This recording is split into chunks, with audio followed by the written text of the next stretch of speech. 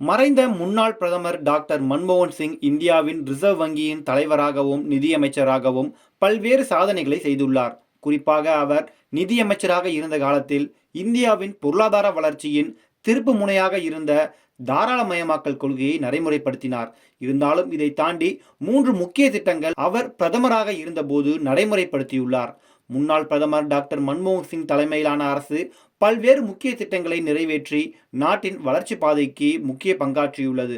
அவற்றுள் குறிப்பிடத்தக்கவை மகாத்மா காந்தி தேசிய கிராமப்புற வேலைவாய்ப்பு உத்தரவாத சட்டம், தகவல் அறியும் உரிமை சட்டம் மற்றும் அமெரிக்காவுடனான அணு ஒப்பந்தம் ஆகும். மகாத்மா காந்தி தேசிய கிராமப்புற வேலைவாய்ப்பு உறுதி திட்டம் தமிழ்நாட்டில் 100 நாள் வேலை திட்டம் என்று அழைக்கப்படும் திட்டம் 2005ஆம் ஆண்டு டாக்டர் மன்மோகன் சிங் தலைமையிலான அரசால் நிறைவேற்றப்பட்ட முக்கியமான திட்டமாகும்.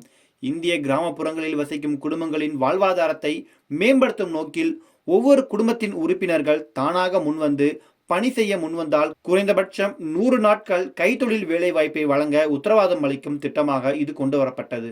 இந்தியாவில் மிகப்பெரிய பொது திட்டங்களில் ஒன்றான இது கிராமப்புறத்தில் இருக்கக்கூடிய திறமையற்ற தொழிலாளர்களுக்கு 100 நாட்கள் உத்தரவாதத்துடன் வேலைவாய்ப்பை வழங்கியது.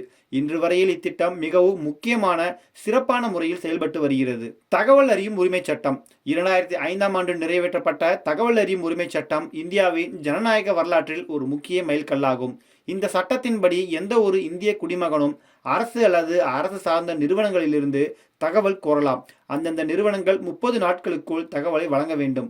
மனுதாரரின் வாழ்க்கை அல்லது சுதந்திரத்தை பாதிக்கும் தகவல்கள் 48 மணி நேரத்திற்குள் வழங்கப்பட வேண்டும் என்ற முக்கிய கட்டுப்பாடும் விதிக்கப்பட்டது. இந்த சட்டத்தின் மூலம் அரசு தொடர்பான முடிவுகள் மற்றும் நடவடிக்கைகளில் வெளிப்படைத்தன்மை அதிகரித்துள்ளது. அமெரிக்காவுடனான அணு ஒப்பந்தம் 123 ஒப்பந்தம் என்றும் அழைக்கப்படும் இந்த அமெரிக்கா இந்தியா அணுசக்தி ஒப்பந்தம் 2008ஆம் ஆண்டு அமெரிக்க அதிபர் ஜார்ஜ் டபிள்யூ புஷ் மற்றும் முன்னாள் பிரதமர் டாக்டர் மன்மோகன் சிங் ஆகியோரால் கையெழுத்திடப்பட்டது. இந்த ஒப்பந்தத்தின்படி இந்தியா தனது அணுசக்தி வசதிகளை இராணுவ திட்டங்களுக்கும் மக்களின் நலனுக்கான பயன்பாடுகள் என பிரித்து நிர்வகிக்க ஒப்புக்கொண்டது. இதில் மக்களின் நலனுக்கான பயன்பாடுகளை IAEA அமைப்பின் பாதுகாப்பின் கீழ் இயக்கவும், இதற்கு பதிலாக அமெரிக்கா இந்தியாவின் அணுசக்தி விஷயத்தில் ஒத்துழைப்பு கொடுக்கவும் ஒப்புக்கொண்டது.